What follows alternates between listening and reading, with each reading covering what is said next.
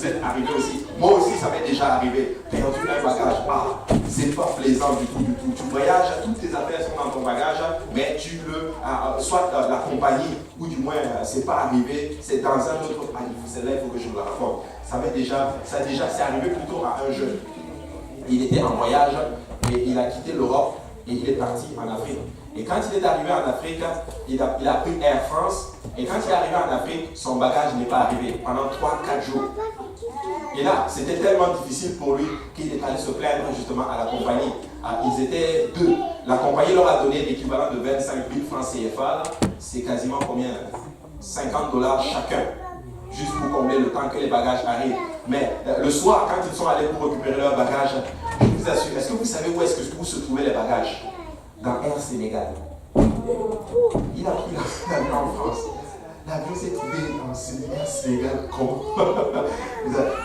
fait, c'est juste que merci Seigneur. Ils ont quand même retrouvé leurs bagages. Amen. Donc, ce sont des choses qui arrivent. On peut perdre nos bagages. Maintenant, vous avez déjà entendu cette expression quand vous voyagez. Trop de bagages. Trop de bagages. Ça, c'est vraiment quand nos sœurs voyagent là, elles prennent des sacs sans. N'est-ce pas, Emmanuel? Non, je plaisante juste. Mais c'est juste que pour dire que des fois, nous mettons tellement et tu arrives quelque part à l'aéroport, trop de bagages. Il faut que tu payes le surplus. C'est déjà arrivé à certaines personnes. Ne lève pas ta main. Alléluia. Maintenant, vous savez que le mot bagage, il est utilisé maintenant dans le corps médical. Il est utilisé plutôt plus dans le domaine de la psychologie, littéralement. Voici, il y a quelques termes que j'ai vus aujourd'hui. Le mot bagage peut signifier, par exemple, une affliction, une anxiété, une barrière, un blocage. Ça peut être un blâme, une inquiétude, un poids, littéralement, qui pèse sur nous. Un préjugé, une difficulté, un handicap. Ça peut être souvent le mot qu'ils utilisent, c'est le mot bagage.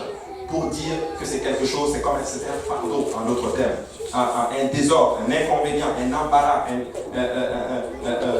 le racisme même est souvent utilisé aussi. Le mot qu'ils utilisent pour qualifier cela, c'est un bagage, une difficulté, un obstacle, une mésaventure, une retenue, une restriction, et j'en passe. Il y a tellement de mots qu'ils utilisent et le mot bagage correspond. Mais beaucoup plus dans le sens médical, quelqu'un par exemple qui est anxieux, quelqu'un qui a des problèmes psychologiques, on va dire qu'il a un gros bagage. Voyez-vous, il a un gros bagage. Et vous savez, nous avons tous des bagages, si on peut le dire ainsi, qui nous gênent. Nous avons tous des situations dans nos vies qui nous gênent. Nous avons des luttes qui nous accablent. Et chacun de nous, si on ouvrait nos têtes, on peut toujours dire, il y a telle situation qui me dérange. Dans ma marche avec le Seigneur, dans ma façon d'être, des choses qui m'empêchent d'être heureux, littéralement. Et je sais que certains d'entre nous, nous disons des fois que si cette chose part, je vais être heureux. Des fois, ça peut être le poids des dettes. Des fois, ça peut être le poids, un poids peut-être familial. Ça peut être une relation brisée. Ça peut être plein de choses, des situations, un handicap littéralement qui nous empêche d'avancer. Donc, c'est un bagage. Et souvent, c'est une condition, c'est une attitude, ou même des fois une circonstance. Amen. Des fois, ça peut être la peur.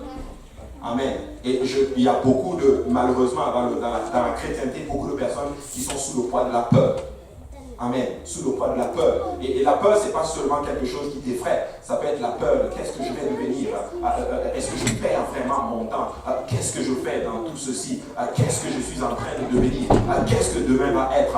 Comment vont devenir mes enfants? Comment va devenir mon mariage? Comment va devenir ma carrière? En fait, nous pensons à beaucoup de choses et ça crée souvent un sentiment de peur en chacun de nous. Des fois, ça peut être la culpabilité. Nous avons fait quelque chose dont nous ne sommes pas fiers.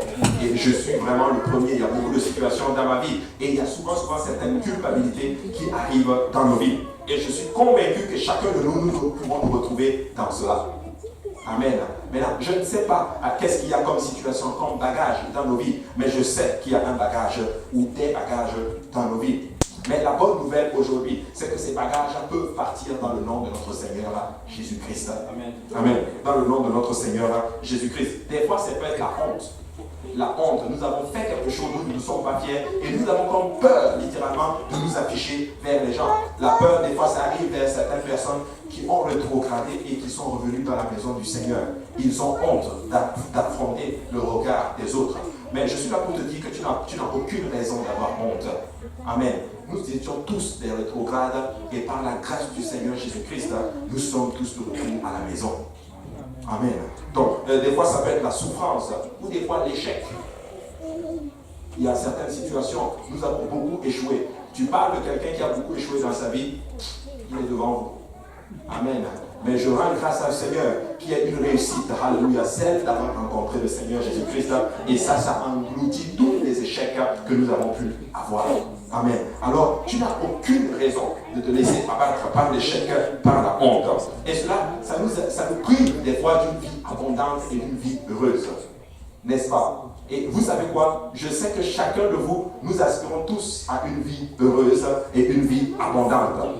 J'ai une bonne nouvelle pour toi. Jésus dit ceci: le diable vient pour voler, pour tuer et pour dérober. Mais lui, le Seigneur, il est venu pour donner la vie et la vie à l'abondance. Il ne donne pas la vie moyenne, il donne une vie en abondance. Alléluia. Une vie en abondance. Alors, vous savez quoi? Nous devons vivre heureux. Nous devons vivre avec la conscience que notre Seigneur est de notre côté. Amen. Maintenant, ça nous prive d'une vie abondante que Jésus, littéralement, nous a procurée. Ce sont des choses, littéralement, souvent, qui sont privées, qui sont secrètes. Et des fois, c'est peut-être un lien, littéralement, avec notre passé et de notre présent qui se manifeste pour entraver et bloquer et troubler, littéralement, notre vie. C'est bizarre, ces derniers temps, je m'inquiétais, pas m'inquiéter, mais je regardais certaines situations sur la vie de Michael Jackson. C'est pas vraiment l'exemple. C'est pas un exemple apostolique, mais je prends cet exemple pour vous montrer en d'autres termes comment la vie d'un homme peut être détruite par l'ennemi. C'était un homme qui avait un talent. Ils disent que c'était un génie littéralement. Il avait la danse. Mais quand vous étudiez la vie de cet homme, il était accro aux drogues, aux médicaments. Il a eu des troubles dans sa vie familiale. Ça l'a tellement affecté, mais affecté à un niveau qu'il se détestait tellement qu'il a même changé littéralement. Et si vous étudiez sa vie littéralement, c'était un homme qui est complètement meurtri. Les gens ont abusé de lui à cause de l'argent qu'il avait. Amen. Et il est mort littéralement comme un moine. Et ça, c'était la vie de cet homme qui était adulé par tout le monde. Amen. Donc, des fois, ça peut être secret. Donc, ça peut être des blessures internes, littéralement, qui font que nos vies sont affectées. Mais, peuple de Dieu, je suis là pour vous dire ceci. Nous devons mettre notre confiance dans notre Seigneur Jésus-Christ. Il peut penser les plaies, littéralement, secrets. Il peut penser les plaies, littéralement, qui ont été créées même dans notre enfance. Amen. Vous savez, les bagages, ce sont des défis. Des fois, ces mêmes bagages peuvent détruire nos rêves. Amen. Nous avons des rêves, celles peut-être accomplir certaines choses. Et des fois, ces bagages, ces poids, ces blessures, des fois internes, nous empêchent d'avancer dans le Seigneur. Tu sais, j'ai une bonne nouvelle pour toi. Tu dois laisser tomber ces bagages et avancer dans ce que le Seigneur a pour toi. Amen. Ils détruisent nos rêves, nos espoirs et même nos désirs. Vous savez, les bagages, ce sont des défis, comme je le disais tantôt, et les problèmes et les crises qui s'attachent à nous pour bloquer notre succès, notre victoire et notre efficacité peuvent être déjouées littéralement lorsque nous donnons notre vie au Seigneur Jésus-Christ et que nous faisons exactement ce qu'il nous demande de faire. Ce qui arrive des fois, c'est que souvent nous sommes dans le royaume de Dieu, mais nous avons encore ces bagages avec nous. Amen. En fait, nous sommes rentrés, Christ veut nous déloger de ces bagages, mais nous disons, laisse-moi entrer dans ton royaume avec ces bagages. Amen. Mais écoutez, si nous faisons exactement comme le Seigneur nous demande de faire, laissez-moi vous dire que nous allons être, et nous allons décharger et nous allons vivre léger. Amen. Amen. Léger. Vous savez, les bagages, ils apparaissent souvent sans invitation. Je n'ai jamais vu un problème qui arrive dans ta vie, qui toque la porte et dit bonjour, je suis là aujourd'hui. Non. Ou du moins j'arrive demain soir. Non, c'est pas comme ça. Ils viennent sans prévenir. Ça arrive tout simplement. En fait, c'est comme une crevaison. Je ne sais pas si vous avez déjà eu une crevaison de voiture. C'est affreux. Et surtout en hiver. À moins 24 degrés, ça arrive. Je vais rajouter encore un peu de sel dans la sauce sur l'autoroute. Amen. Ça, c'est affreux. Et là, tu dois appeler CAA. Si tu es vraiment inscrit à CAA, c'est là que tu te rends compte. Tu dis, mais pourquoi je n'ai pas dit oui à la dame là qui m'a dit quand j'étais là. Je vous assure, parce que la dame là, elle m'a beaucoup poursuivi, je vous assure. Elle m'a appelé. Je ne l'ai pas encore pris, mais je sais que je vais le prendre, je vous assure. Alléluia. Mais vous savez quoi? Ça arrive sans prévenir. Je n'ai jamais vu un problème qui arrive qui te dit bonjour, est-ce que je peux venir aujourd'hui? Parce que si c'était le cas, je pense que vous allez dire non, tu ne peux pas venir aujourd'hui. Amen. Donc ce sont des problèmes et des fois c'est frustrant et c'est peut-être long, c'est souvent même coûteux.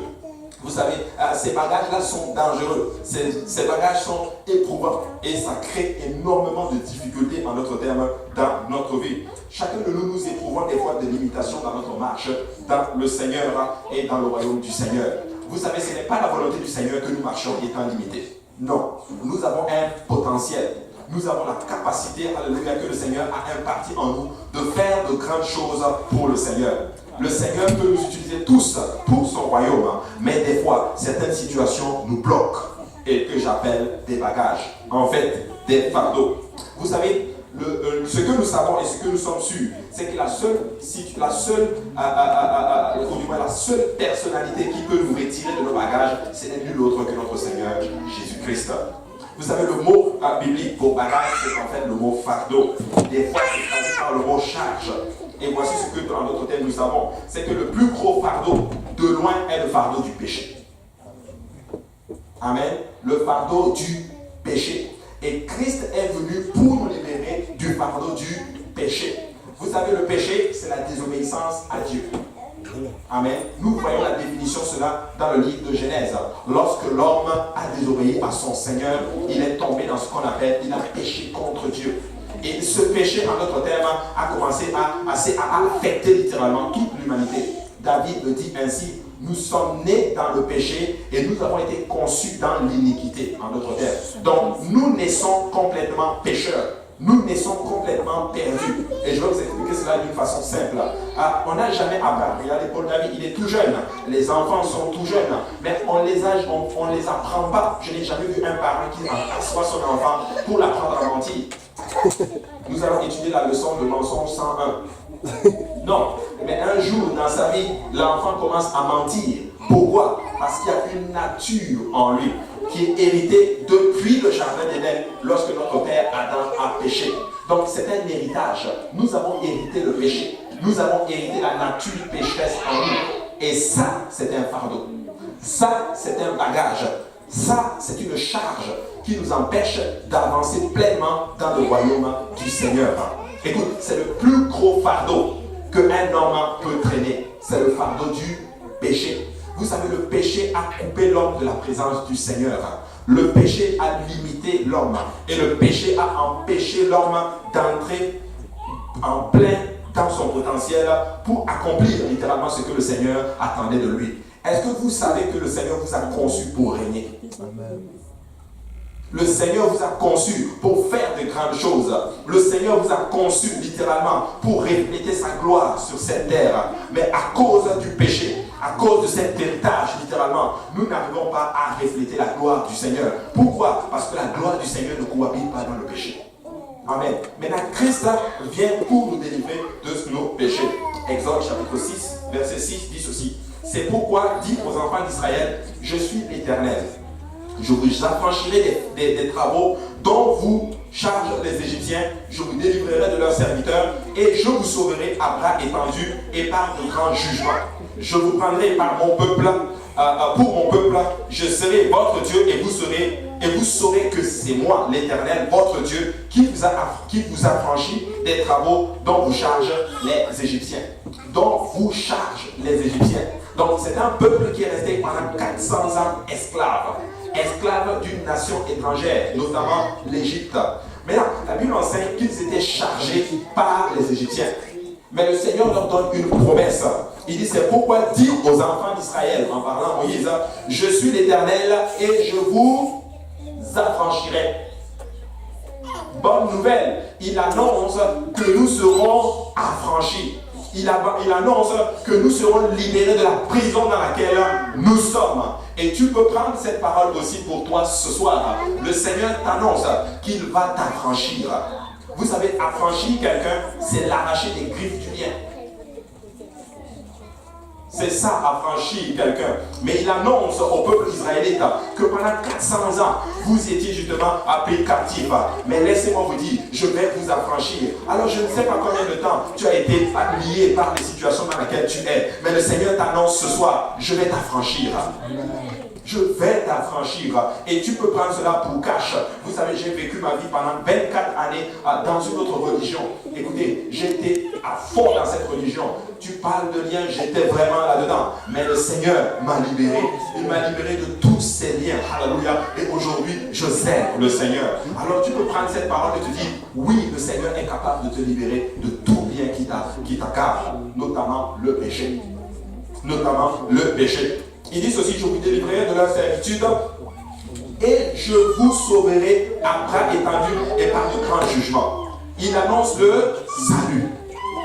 Il dit non seulement je te délivre et je vais encore te sauver. En d'autres termes, je te donne le salut. Je vais te donner la vie éternelle. Je vais te donner une vie qui ne termine pas. Je ne vais pas te donner une vie limitée, mais je vais te donner une vie qui ne se termine pas.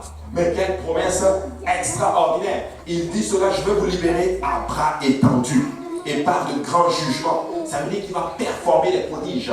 Il va faire des miracles pour te sauver. Écoute, si tu es là aujourd'hui et que tu étais dans un lien quelconque et que Dieu t'a libéré, laisse-moi te dire que Dieu a fait des prodiges et des miracles. Alors, mais si tu es dans un lien, laisse-moi te dire que ça va prendre, si ça prend des miracles et des prodiges pour te libérer, à bras étendus, l'Éternel va te sortir de ton péché.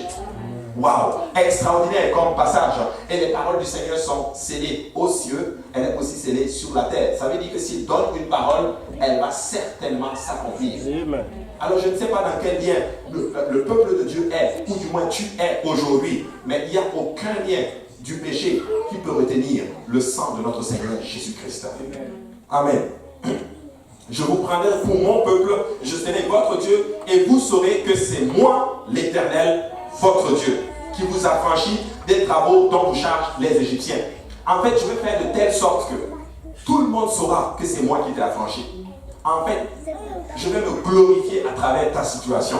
Donc, peu importe la situation dans laquelle nous sommes, lié le péché, je parle du péché, il est capable de se glorifier et de te libérer justement de ces liens-là. Une fois que le fardeau du péché a été enlevé, nous pouvons considérer aussi que tout autre lien, tout autre fardeau peut être déjoué et libéré. Parce que le plus gros étant le péché, les autres sont juste des subalternes. Donc ça veut dire qu'il n'y a pas un fardeau, il n'y a pas une charge, il n'y a pas un lien qui peut littéralement retenir le Seigneur Jésus-Christ. Que ce soit un fardeau spirituel ou que ce soit un fardeau physique, il est capable de te libérer. J'ai vu des gens qui étaient pris par beaucoup d'oppression. Quand ils ont donné leur vie à Dieu, ils étaient troublés littéralement. Je ne sais pas, est-ce que c'est peut-être des esprits, des démons? Je ne sais pas. Est-ce que ça peut être peut-être la personne elle-même qui se faisait peut-être des hallucinations? Je ne sais pas. Mais ces personnes ont été libérées. Ces personnes sont bien portantes. Ils sont joyeux dans le Seigneur. Ils ont la vie et la vie en abondance. Alléluia. Et laisse-moi vous dire que s'il l'a fait pour quelqu'un d'autre, pourquoi ne le ferait-il pas pour chacun de nous? Amen. Et tu parles des liens, des addictions. Celui qui a dit c'est vrai, c'est de quoi je parle. À un moment donné, il était pris par les drogues, par la cigarette. Comment qu'il fumait la cigarette, il consommait les drogues. Et laissez-moi vous dire qu'aujourd'hui, il ne consomme plus ces choses. Il prêche même la parole du Seigneur et le Seigneur l'utilise pour gagner d'autres personnes à lui. Tu parles de lien, notre Seigneur est capable de briser le lien. Il est capable. Il est capable, mais nous devons faire exactement comme il nous demande de faire. Tu parles de lien, même physique, tu parles de poids, par exemple. On va en parler, le poids des dettes, par exemple. Il y a beaucoup de personnes qui sont très endettées, même dans la maison du Seigneur. Laissez-moi vous dire qu'il y en a un qui est en train de parler maintenant, mais le Seigneur m'a libéré du poids des dettes. Il est capable de le faire. J'avais des problèmes spirituels. Le Seigneur m'a libéré. J'avais des situations qui m'arrivaient dans la nuit, où mes nuits étaient troublées. Mais laissez-moi vous dire qu'aujourd'hui, moi qui vous parle, je dors comme un bébé. Ma femme me dit, tu ronfles tout le temps. Alléluia. Et je dis, oh merci, oh alléluia, amen. Et écoutez, vous pouvez arriver à cette place où le Seigneur vous libère et vous dormez comme des bébés. Amen. C'est pas personne qui dit. Amen. Mais tu dors comme un bébé, alors qu'avant, c'était des difficultés. Mais aujourd'hui, par la grâce du Seigneur, je dors comme un bébé. Amen. Je dors comme un bébé. Amen. Et le Seigneur est bon. Donc, regardez Josué chapitre 5, verset 9, la Bible dit ceci. L'Éternel dit à Josué, aujourd'hui j'ai roulé de dessus vous l'opprobre de l'Égypte. Et ce lieu fut appelé du nom de Gilgal jusqu'à ce jour. Le Seigneur leur annonce, j'enlève, alléluia, l'opprobre de l'Égypte sur vous. Ça veut dire que l'Égypte, c'est-à-dire, vous savez, l'Égypte est un type du péché. Il est en train de dire que le péché n'a plus de pouvoir sur toi parce que je l'ai enlevé. Vous savez, Gilgal veut dire rouler dans les Écritures. Gilgal veut dire action de rouler. Écoute ceci. Ça veut dire c'est comme s'il y a comme une grosse pierre sur toi. Mais Jésus arrive et il roule la pierre. Et tu es libéré. C'est ce qui veut dire Gilgal. J'ai vu beaucoup de passages par rapport à Gilgal. C'est le premier site du camp israélite à l'ouest du Jourdain, à l'est de Jéricho, où Samuel fut juge, où Saül fut couronné plus tard, et c'est un lieu d'adoration. Demeurent des prophètes du nord d'Israël, à environ 7 km de Shiloh et de Bethel, une région conquise par Josué. On pense souvent, certains disent que c'est un site incertain, mais Gilgal, littéralement, c'est le symbole de la libération, alléluia, du peuple. En d'autres termes, ils ont pris comme ce lieu pour commémorer le fait qu'à un moment donné, on était pris par l'Égypte, mais aujourd'hui, nous ne sommes plus pris par l'Égypte.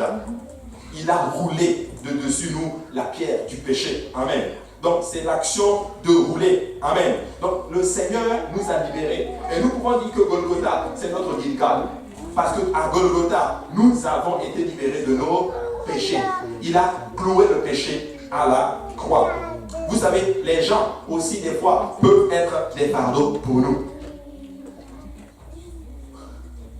Il y en a qui rient là. Savez-vous que les gens peuvent être des fardeaux pour nous? Avant juste d'aller dans les gens, je sens que je vais me faire jeter par des tomates aujourd'hui. Alléluia. Mais juste avant d'aller par les gens, mais c'est juste pour vous dire, peuple de Dieu, vous savez, le fardeau est très délicat. En général, quand le fardeau est là, on a comme l'impression que le fardeau n'est pas là. En fait, nous nous habituons au fardeau. Nous apprenons, tu sais, Dieu a fait l'homme, il s'habitue aux situations. En fait, tu as l'impression que ce n'est plus un fardeau. Jusqu'à ce que peut-être parce qu'on te le réalise, oh, en fait j'ai un fardeau. Donc ça peut être un fardeau. Mais là, parlons des gens. Les gens peuvent être un fardeau. Regardez, Nombre 11. Moïse fut attristé et il dit à l'Éternel, pourquoi affliges-tu ton serviteur? Et pourquoi n'ai-je pas trouvé grâce à tes yeux que tu aies mis sur moi la charge de tout ce peuple? Il avait la charge de toute une nation. Et vous connaissez l'histoire avec notre cher Moïse. Amen. Moïse, c'était littéralement un pasteur, pas vraiment. C'est pas facile. La Bible déclare que c'était un peuple au cou roide. On lui a créé toutes sortes de problèmes. Jusqu'à ce qu'il crie à Dieu. Il dit, Seigneur, pourquoi tu m'as donné la charge de cette nation? Donc les gens peuvent être une charge. Maintenant, pourquoi je parle de cela aujourd'hui? Parce que nous devons réaliser en d'autres termes que s'il y a un fardeau, nous voulons arriver à une place où nous ne sommes pas un fardeau pour quelqu'un d'autre.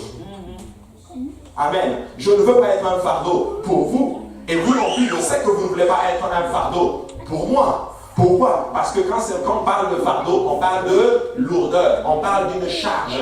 Écoute, nous ne voulons pas être, dis à ton voisin, je ne veux pas être ton fardeau. Amen. Nous ne voulons pas être le fardeau. Nous voulons, en d'autres termes, apporter nos propres fardeaux. Et des fois, ça arrive littéralement, même dans la maison du Seigneur, où nous commençons à porter le fardeau des autres. C'est biblique, c'est vrai qu'il faut le faire. Mais ce serait peut-être mieux qu'il arrive à une place où chacun de nous porte son fardeau. Amen. Amen. Nous ne voulons pas accabler les autres. Nous ne voulons pas épuiser les gens. Nous ne voulons pas les fatiguer. Pourquoi? Parce qu'ils ont déjà des choses à régler.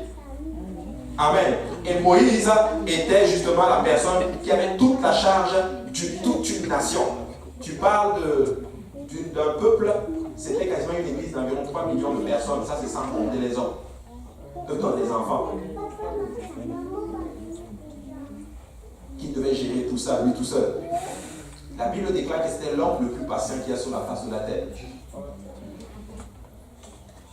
Waouh, ça devait être dur.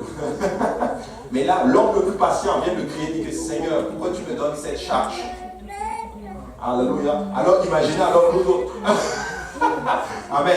Imaginez alors nous autres. Regardez, au verset 17, la Bible dit, je descendrai, le Seigneur dit, et là je te parlerai, je prendrai de l'esprit qui est sur toi et je la mettrai sur eux, afin qu'ils portent avec toi la charge du peuple et que tu ne la portes pas toi tout seul. Qu'est-ce qu'il est en train de dire? Il est en train de dire que je vais faire de telle sorte que tu ne vas pas faire le travail tout seul.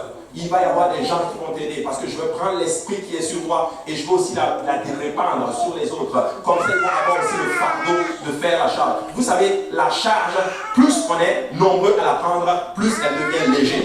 Mais si une seule personne la prend, elle devient lourde. Amen. Mais si au lieu de porter un fardeau, quelqu'un d'autre vient dire, ok, laisse-moi porter une partie. L'autre dit, ok, laisse-moi porter une partie, laisse-moi porter une partie. Le travail devient facile. Le travail devient facile. Et ça permet que l'esprit qui était sur Moïse soit sur eux. Écoutez ceci. Je crois, littéralement, que tu vas avoir l'esprit de ton pasteur. Amen. Mais oui, nous allons avoir l'esprit de notre pasteur. Et ça, c'est important. Et ça nous aide littéralement à avoir la charge facile. Amen. Alors dis à ton voisin, je ne vais pas être ton fardeau. Amen. Matthieu 23, verset 1, la Bible dit ceci. Alors Jésus, parlant à la foule et à ses disciples, dit, les scribes et les pharisiens sont assis dans la chair de Moïse.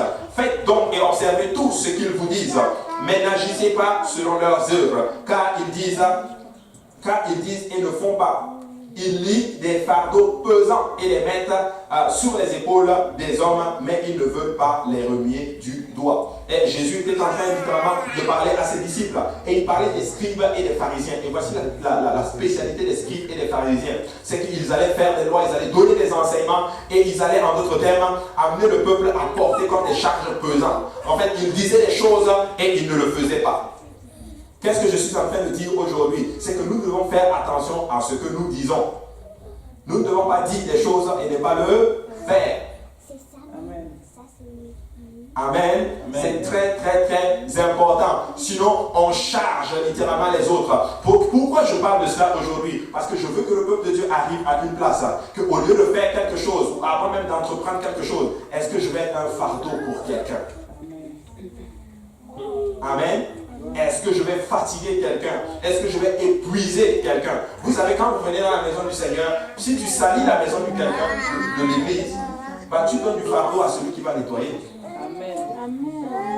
Amen. Tu donnes de la charge à quelqu'un qui va nettoyer, littéralement. Par exemple, nous sommes là, par exemple, il y a beaucoup de monde, par exemple, à aller déposer. Mais au lieu qu'une seule personne la prend, si on se dispatchait, on allège la charge de la personne. Parce que nous voulons avancer. Amen. Je sens qu'aujourd'hui, là, je vois un problème. Est-ce que je continue à prêcher? Je pense qu'on va arrêter là aujourd'hui. Alléluia. On va alléger le fardeau. Pourquoi? Parce que beaucoup sont fatigués physiquement et spirituellement parce qu'ils font des choses qu'ils ne sont pas censés faire. Amen. Ils ne sont pas censés le faire. Alors, peuple de Dieu, dis à ton voisin, on va alléger les fardeaux. Amen. On va alléger les fardeaux. Alors, ne disons pas les choses et ne le faisons pas. Faisons les choses. Prenons soin des choses. Avec que chacun y mette de la pâte. Et plus nous y mettons de la pâte, plus c'est beaucoup plus facile. Vous savez, le Seigneur m'a beaucoup parlé et je pense que je vais vous faire ce témoignage. Et vraiment, c'est un mea culpa que je suis en train de faire aujourd'hui. Vraiment. C'était en plein hiver, là, c'était tout récemment, il y a 2 ou 3 semaines, et j'étais à l'église ici, et un frère m'appelle, il me dit, ok, je voulais aller regarder voir les bus de l'église, mais en ce moment je suis seul à la maison et je ne peux pas sortir mes enfants, parce que je suis seul avec les enfants. Et là je suis sorti, je dis, il n'y a pas de problème, je vais aller vérifier, je suis à l'église de toute façon. Et là je vais vérifier l'église, j'ai vu le bus. J'ai vu le bus, il y avait beaucoup de neige sur le bus. Mais je ne sais pas qu'est-ce qui m'a pris. Je suis juste parti. Et j'ai appelé le frère. J'ai dit, frère, oui, c'est bon, j'ai vu le bus, c'est correct, il faut le déplacer. Et au moment où j'ai raccroché, que j'arrivais à la maison, le Seigneur me dit, mais tu aurais pu déneiger le bus. pour alléger son fardeau. Vous comprenez? Donc, il faut aller à ce niveau-là. Je vous dis, pour moi, c'était juste un choc. Monsieur est parti à un niveau. Mais vous savez quoi? Si nous nous aidons, je vous assure, nous allons alléger les fardeaux les uns les autres. Parce que certaines oppressions arrivent parce que certaines personnes sont juste surmenées. Vous travaillez trop et vous êtes fatigué. C'est aussi simple que cela. À mon travail, j'en parlais même avec quelqu'un d'autre, il y a beaucoup de personnes qui ont fait des burn-out. Vous savez pourquoi? Ils travaillent trop. Ils font des heures sup comme pas possible.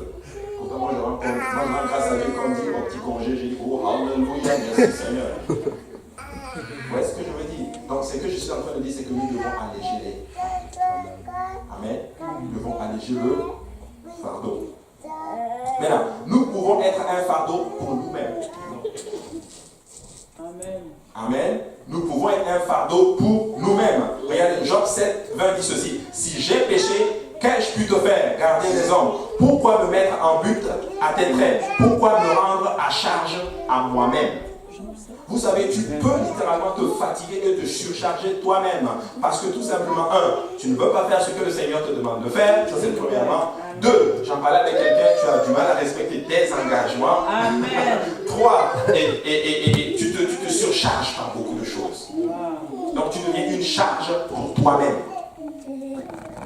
Amen. Mais si nous nous engageons dans quelque chose de particulier, laissez-moi vous dire que nous allons enlever le fardeau qui pèse sur tout un chacun de nous. Il y a certaines choses que tu n'es vraiment pas obligé de faire. Amen. Pourquoi? Parce que nous devenons une charge littéralement pour nous-mêmes et nous avons du mal à persévérer et à performer dans le Seigneur. Parce que écoute, Dieu veut que tu performes. Dieu veut que tu fasses des grandes choses pour lui. Mais laisse-moi te dire que même aussi peu que ce que tu fais dans la maison du Seigneur, si tu es fidèle à cela, laisse-moi te dire que tu vas faire de grandes choses et l'œuvre du Seigneur va avancer. Vous savez, l'œuvre va avancer si chacun est à sa place et fait exactement ce qu'il est censé faire. Écoutez, mon corps fonctionne bien. Pourquoi? Parce que mes 2 pieds sont à leur place. Mes yeux sont à leur place et mes bras sont à leur place. Vous vous imaginez si mon œil se levait et dit, tu sais quoi, aujourd'hui je prends la place des pieds. Je vous dis, ça va être bizarre. Le corps va être juste bizarre. Vous vous rendez compte si ma tête dit que vous savez, aujourd'hui il faut que je joue le rôle des yeux. Vous voyez le visage de quelqu'un avec des pieds. Ça va juste être bizarre. Vous comprenez? Mais c'est la même chose avec le corps du Christ. Chacun a sa place. Et faisons l'œuvre que le Seigneur nous appelle à faire. Vous vous rendez compte si moi j'arrive là ici, je dis à partir d'aujourd'hui, c'est moi le dirigeant de chant. Je vous dis, dès que j'ouvre la bouche, aussi longtemps que je ferme mes yeux, je l'ouvre, c'est vide. Je ne sais pas chanter. Il y a des gens pour cela. Amen. Mais si nous nous aidons les uns les autres, laissez-moi vous dire que nous restons à notre place. Nous n'allons pas devenir une charge pour nous-mêmes. Amen. C'est bizarre, la personne a confirmé juste le message d'aujourd'hui, elle ne savait même pas. Amen. Mais le Seigneur est vraiment, vraiment bon. Amen. Maintenant, il dit, Psaume 8, 38, 4 dit ceci, il n'y a rien de sain dans ma chair à cause de ma colère. Il y a plus de vigueur dans mes os, et il n'y a plus de vigueur dans mes os à cause de mon péché. Notre péché devient littéralement une charge pour nous. Nous devenons une charge. Vous savez, lorsque nous ne voulons pas obéir à l'évangile, nous devenons une charge pour nous-mêmes. Parce que nous sommes le frein entre l'option, entre la guérison, littéralement, et notre maladie. C'est comme si, par exemple, tu as un mot de tête, et le médecin arrive avec le Tylenol et tu dis non. L'obstacle, ce n'est plus le Tylenol, mais l'obstacle, ça devient toi.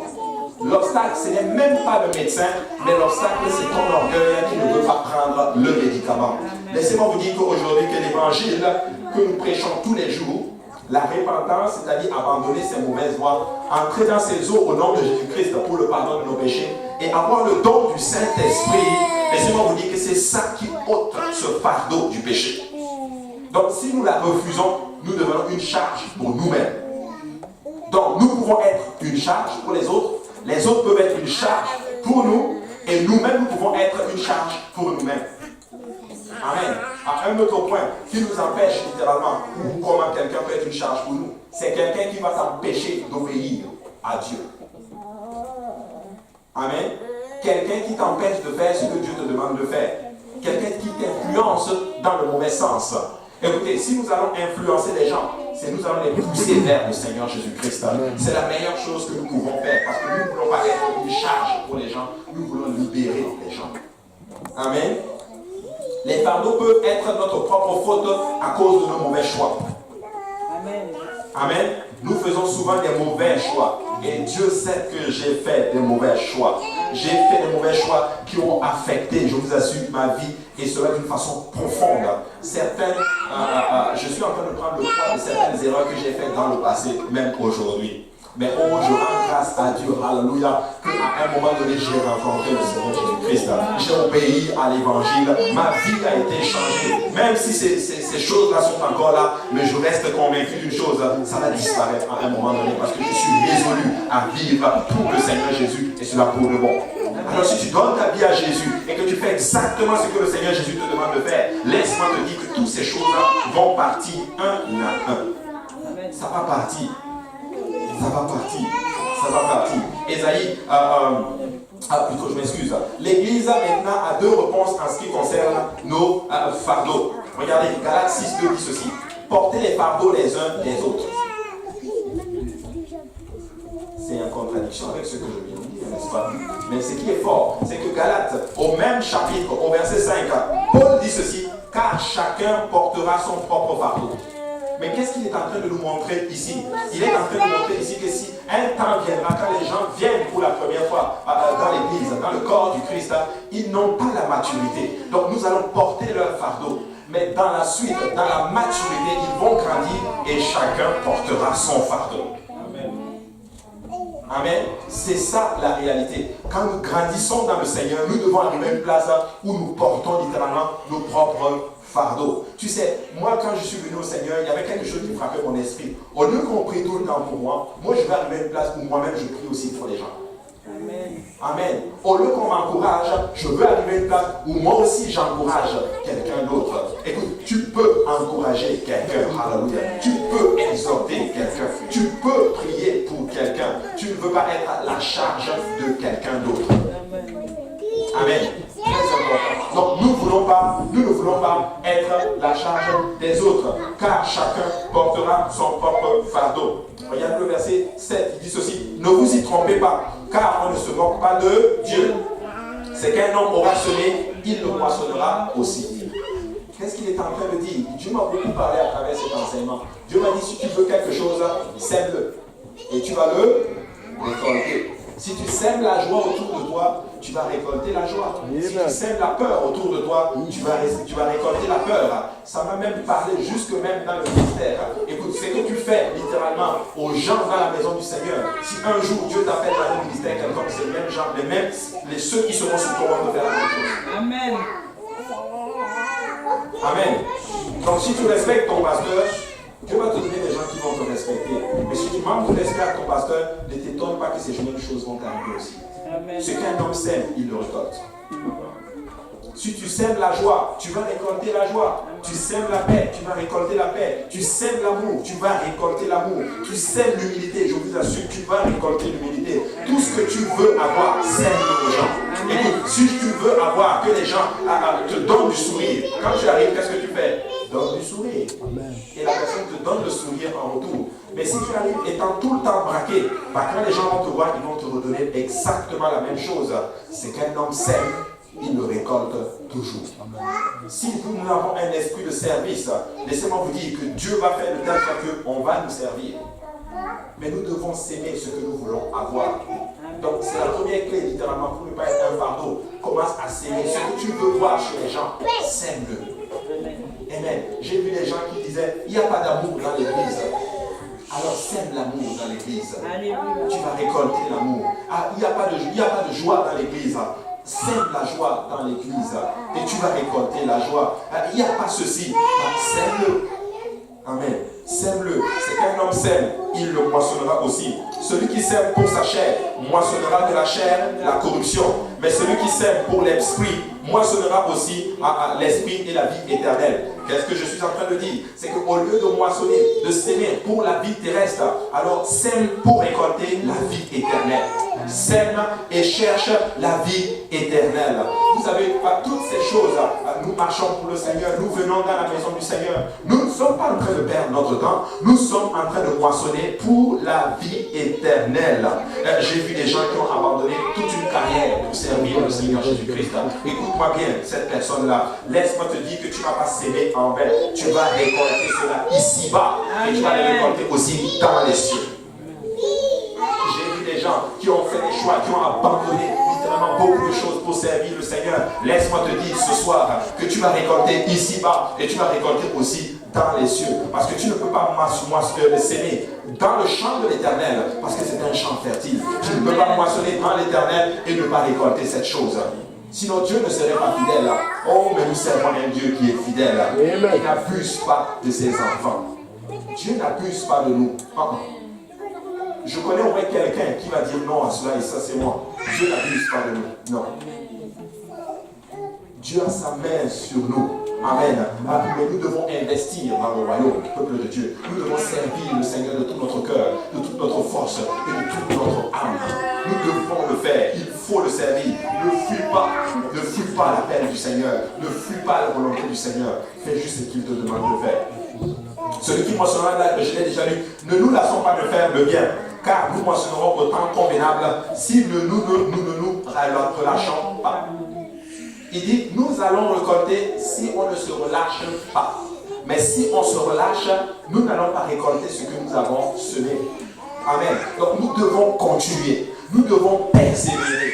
Je sais que ce n'est pas facile. C'est difficile pour certaines personnes. La famille, des fois, sont là. Les persécutions sont autour. Mais si nous poussons, un temps viendra. Nous allons récolter littéralement, alléluia, ce que nous avons semé. Nous allons récolter ce que nous avons semé. Dieu peut nous délivrer de nos fardeaux. Ésaïe 58, verset 6, la Bible dit ceci. Voici le jeûne auquel je prends plaisir. Détache les chaînes de la méchanceté, dénoue les liens de la servitude, renvoie libre les opprimés et que l'on rompt toute espèce de joug. Dieu peut le délivrer par le moyen du jeûne. Vous savez, le jeûne a une puissance extraordinaire. En hébreu, quand on dit jeûne, ça veut dire se couvrir la bouche, ne pas manger. Mais au-delà de cela, va beaucoup d'autres choses. Quand nous jeûnons, nous devons prier pour que Dieu brise le joug et les fardeaux qui sont sur les gens. Amen. Quand le peuple de Dieu jeûne en prière, laissez-moi vous dire que nous brisons les liens. Amen.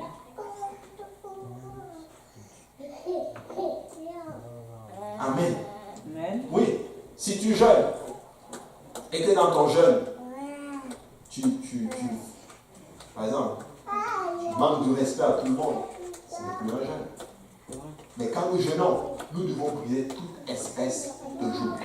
Voici le poids du jeûne. Et quand tu jeûnes, Dieu te libère littéralement de certains démons, si on peut le dire. Ces sortes de démons ne sortent que par le jeûne et la prière. Ésaïe 10, 27. En ce jour, son fardeau sera ôté de dessus son épaule et son joug de dessus son cou, et la graisse fera éclater le joug. En ce jour, son fardeau sera ôté. Écoutez, moi j'ai l'impression que ça c'est un passage prophétique. Parce que quand Jésus est arrivé, dès qu'on l'a vu, qu'est-ce qu'on a dit? Voici l'agneau de Dieu qui fait quoi?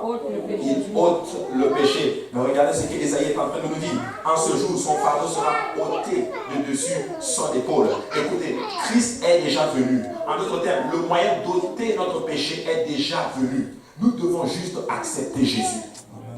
Accepte Jésus et fais exactement ce qu'il te demande de faire. Et laisse-moi te dire que ton fardeau va tomber. Je vous dis, le fardeau va tomber. Amen. Ou Dieu peut choisir des fois de nous aider à porter nos fardeaux. Des fois, il ne va pas enlever le fardeau, il va peut-être le garder. Je connais quelqu'un qui avait un fardeau, il s'appelle Paul. Il avait une écharpe, il avait un poids sur lui. Il a prié, il a performé des miracles. Et Dieu a dit, mon cher ami, ma grâce te suffit.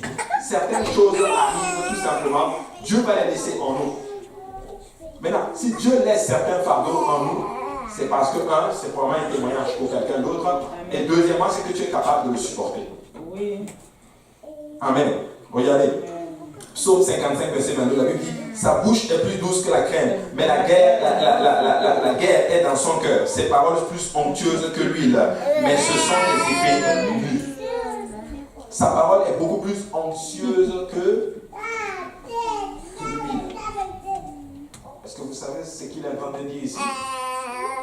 Sa parole a plus d'onction que l'huile. Tu vois, nous imaginons seulement l'onction souvent à l'huile. Mais la Bible est en train de dire que la parole, elle est beaucoup plus onctueuse, elle a plus d'onction que l'huile. Qu'est-ce que je suis en train de dire ici? C'est la force de la parole et de la prière. Amen. De la force et de la prière. Écoute, même si ton fardeau est là, no problème, mais prie seulement. Prie seulement. Prie seulement. Prie seulement. Alléluia. Prie seulement. Matthieu 11, verset 28, la Bible dit, venez à moi, vous tous qui êtes fatigués et chargés, et je vous donnerai du repos. Prenez mon joug sur vous et recevez mes instructions, car je suis doux et humble de cœur, et vous trouverez du repos pour vos âmes, car mon joug est doux et mon fardeau est léger. Dieu est en train de dire que son fardeau est léger. Il est en train de dire, viens et fais-moi un échange. Donne-moi ta charge et prends mon fardeau à moi parce que le mien, il est léger. Il a le dos large pour transporter tous tes fardeaux. Nous devons comprendre que jusqu'à notre délivrance, le royaume de Dieu continue malgré nos fardeaux. Tu sais, même si nous avons des fardeaux, le royaume du Seigneur va toujours continuer. Mais en fait, le fardeau nous retient, nous. Alors si tu as un fardeau aujourd'hui, ce que je te demande de faire, c'est reste en prière, donne-toi à Jésus. Si tu n'as pas obéi à l'évangile, entre dans son royaume et fais exactement ce qu'il te demande de faire. C'est tout. Amen. Fais exactement. C'est pas du mystique, peuple de Dieu. Il n'y a pas de... Il faut juste faire ce que Dieu nous demande de faire. J'ai écouté la prédication du pasteur Serge aujourd'hui. Il a parlé de Jonas. Amen. Qui fuyait Ninive. Écoutez, il a fui l'appel de Dieu. Mais c'était juste que des problèmes. Faisons juste ce que Dieu nous demande de faire. Si tu dis fais ça, fais ça. Si tu dis fais ça, fais ça. Pour ne pas avoir tout simplement le fardeau. Pour ne pas devenir une charge, littéralement, non seulement pour toi et en même temps pour les autres. Amen. Donc nous devons faire ce que le Seigneur nous demande de nous utilise. Mais là, même avec nos limitations et imperfections, nous sommes toujours utiles à Dieu. Ça, c'est la bonne nouvelle. Même avec nos imperfections et nos limitations, nous lui sommes toujours utiles. Mais tu sais quoi? Nous sommes plus efficaces pour lui sans nos fardeaux et nos charges. Amen. Vous savez, nous devons faire très, très, très attention. Nous devons réaliser quelle est la charge sur nous. Pourquoi je n'avance pas? Spirituellement parlant. Pourquoi je n'avance pas?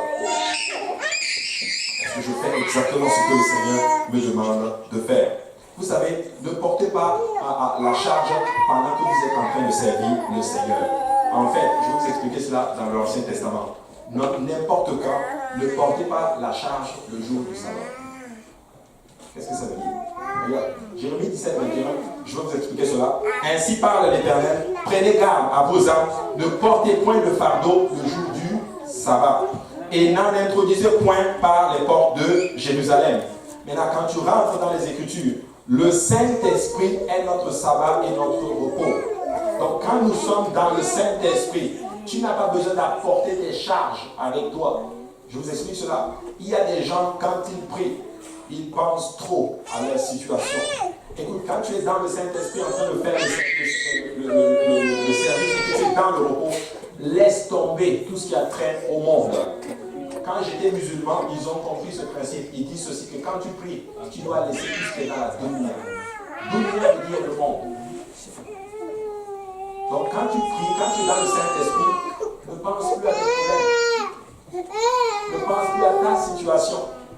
Mais reste dans le Saint-Esprit. Ne porte pas tes charges étant dans le sabbat. Lorsque tu es dans le repos du Seigneur, tu es dans le repos du Seigneur. Demain se pourvoira de lui-même. Le reste, je ne m'inquiète plus parce que là, je suis dans le repos. Écoutez, nous sommes dans le repos actuellement. J'ai des situations, mais vous savez quoi? Pour le moment, ça ne compte pas. Ce qui compte, c'est être dans la présence du Seigneur. Pourquoi? Je ne peux pas être ici en même temps et être en train de régler mes problèmes en même temps. Mais alors que je suis là, maintenant, en train de louer le Seigneur, dans le sabbat, dans le repos, alors je vais adorer le Seigneur et louer le Seigneur et jouir de tout ce que je peux jouir maintenant. Et quand demain va arriver, si demain arrive, on verra ce qui va se passer. Mais laissez-moi vous dire que pour le moment, je vais enjoy étant dans le Saint-Esprit. Je suis dans le sabbat et je ne vais pas porter de charge. Amen. Ésaïe 28, verset 11, la Bible dit: eh bien, c'est par des hommes aux lèvres balbutiantes et au langage barbare que l'Éternel parlera à ce peuple. Il lui disait: voici le repos, laissez reposer celui qui est fatigué. Voici le lieu de repos, mais ils n'ont point voulu écouter. Ésaïe prophétise que un temps viendra que par un peuple à la langue balbutiante, la Bible les appelle des barbares, l'Éternel va parler à ce peuple et ils étaient en train de dire: c'est ça le repos. Écoutez, quand nous parlons en langue, laisse-moi te dire que tu es en train de reposer ton esprit. Tu le fais reposer. Parce que quand tu parles en langue, tu entres dans un repos spirituel, réservé littéralement aux enfants de Dieu, peuple de Dieu. Donc alors, pour enlever des fois la charge, des fois il faut juste même parler en langue. Vous savez, des fois je rentre à la maison abattu, même pas envie de prier, mais des fois tu t'assois, tu commences juste à parler en langue. Et laisse-moi te dire que ton esprit commence à devenir stérile et tu ne penses même plus à tes problèmes. Tu parles juste en langue. Pourquoi? Parce que ton esprit est en train de se reposer. Nous pouvons le faire. Ainsi, un enfant du Seigneur doit parler en langue tous les jours. C'est le moyen par lequel tu reposes l'âme, tu reposes ton esprit littéralement. Amen. Et si vous devez avoir le Saint-Esprit, c'est pas moi qui le dis, c'est Ésaïe qui est en train de dire: eh bien, par un peuple aux lèvres balbutiantes. Vous savez, quand nous recevons le Saint-Esprit, ou du moins quand nous parlons en langue, nos lèvres commencent à balbutier. Elle donne des balbutiements littéralement. Elle commence à dire des mots littéralement que nous n'avons jamais, que ton intelligence n'a jamais apprises. Elle balbutie littéralement. Voilà pourquoi quand vous venez à l'hôtel, on essaie de prier avec vous pour que vous puissiez parler cette langue-là. Écoutez, c'est même prophétisé par Ésaïe. Et il lui dit: voici le repos. Donc Dieu appelle cela, lorsque tu pries en langue, il appelle cela le repos.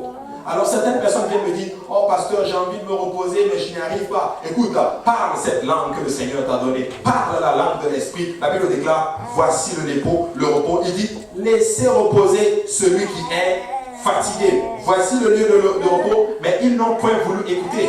Pourquoi? Il prophétise aussi sur ces gens qui ne veulent pas comprendre le principe du baptême du Saint-Esprit. Doit-on parler en langue? Est-on obligé de parler en langue? Dieu dit: voici le repos, mais ils n'ont point voulu écoutez. Il prophétise qu'il y aura même des gens qui vont réfuter cela. Écoutez, le baptême du Saint-Esprit, c'est réel. Le parler en langue, c'est réel. Je n'aurais jamais cru que moi, j'aurais parlé en langue. Mais un temps, quand cet esprit m'a saisi, alléluia, peuple de Dieu, j'ai parlé cette langue. Et aujourd'hui, je parle en d'autres langues.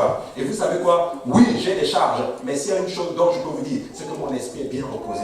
Je suis arrivé, si j'avais des maux de tête à un niveau que vous ne pouvez pas imaginer. Mais vous savez quoi? Mon esprit et mon âme est très reposé. Amen. Mais oui, parler en langue. Il y a une puissance que le Seigneur nous a donnée. Et si tu n'as pas aujourd'hui, tu peux recevoir le Saint-Esprit. Je ne donne pas le Saint-Esprit. Jésus donne le Saint-Esprit. Mais nous pouvons prier avec vous et le Saint-Esprit va tomber en ces lieux. Et je sais que le Saint-Esprit va tomber en ces lieux. Parce que nous pouvons sentir d'une façon palpable la présence du Seigneur. Écoutez, je sais même que le Seigneur est en train de parler à vos cœurs en ce moment. Certains luttent. Comme certains sont en train de dire: Seigneur, je vais essayer. Comme certains sont en train de dire: non, je ne vais pas essayer. Ils racontent n'importe quoi. Peut-être, je ne sais pas. Mais une chose est sûre. Ce que j'ai dit est scripturel. C'est dans les Écritures. Encore plus loin, ce que j'ai dit, c'est que nous l'avons expérimenté. Amen. Nous l'avons expérimenté. Je ne dis pas cela. Écoutez, je ne veux pas vous prêcher quelque chose que je n'ai pas expérimenté. je l'ai expérimenté et ça fonctionne. Ça fonctionne. Regardez, Hébreux 4, 9 dit ceci. Il y a donc un repos de sabbat réservé au peuple de Dieu. Un repos de sabbat. Il est réservé au peuple de Dieu. C'est pour nous. Nous pouvons le recevoir, cet esprit, et reposer notre âme et reposer notre esprit. Alléluia. Levons-nous tous ensemble. Vous savez, les charges de la vie sont temporaires. C'est vraiment